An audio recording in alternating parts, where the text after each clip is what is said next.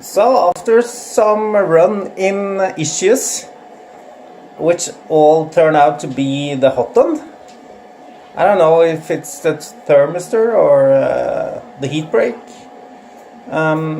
One of those, I think, because changed the nozzle didn't help, and yeah. So partly clogging or temperature issues, something, I don't know. At least I changed the hot end, so now we are up and running again, and everything is fine with the duet setup, running smooth. And so the queen is pretty much done now, so looking good, and printing concept models as per usual. So any questions, let me know. I'm gonna go through the machine from bottom to top, just of everything, explaining everything, the features and whatnot of the machine, and yeah, do that on the new on the like the final design. This is like the final design.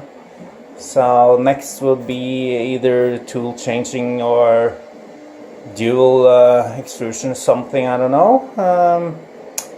Also probably starting a new build. I don't know if it's gonna be, it might also be a CNC, so I'm not sure if I'm gonna start a new printer, but might be actually a smaller one, smaller printer, enclosed option, desktop version more, because yeah,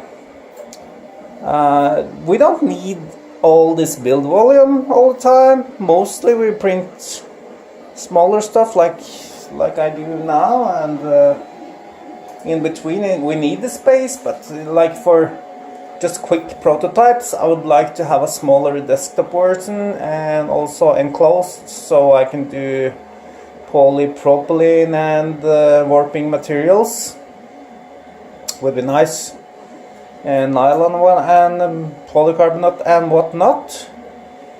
So I could enclose this guy, but yeah, we'll see. Enclosure for this one is also an option. I'm not sure what to do, so if you have any pointers, any suggestions on what to do next, you know, tool changing, enclosing, new build, CNC, yeah, what would you like to see next from the Viking printer?